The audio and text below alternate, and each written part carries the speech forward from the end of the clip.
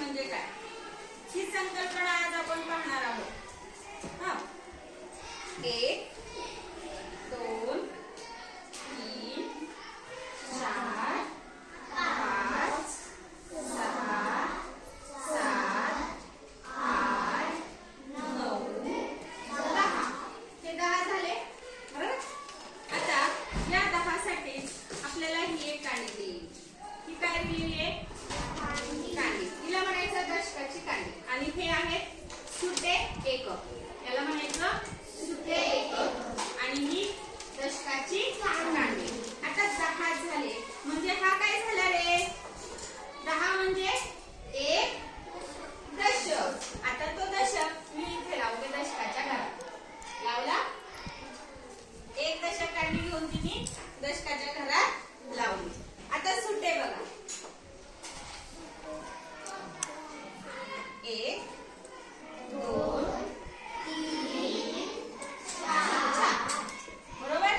आता आपल्याला संख्या मोजायची, असे प्रश्न अनेक वेळा आपल्याला येतात, कोणते बऱ्याच जणांचे चुकतात। हे किती आहे बरोबर, हा किती आहे 1 दशक।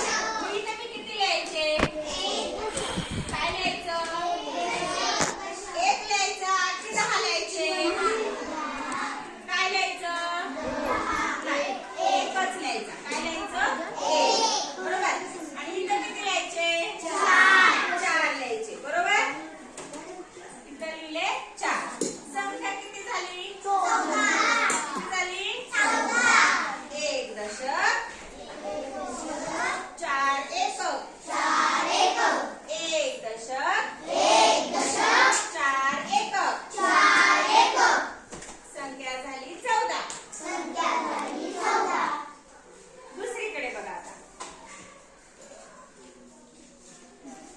म्हणा 1 दशक 1 दशक 2 दशक 3 दशक। आता हे आहे 3 दशक, हे 3 दशक मी इकडे लावते बरोबर, कुठे लावते इकडे। तुम्हाला अशीच गणित येतात ना परीक्षेला आणि मग तुमचं काय होतं बरोबर, आणि आपलं चुकलं की आपले मार्क जातात, अशी झाली होती ना परीक्षेला बरोबर। आता आपण इथे लावूया एकक, एकक म्हणजे सुटे, एकक म्हणजे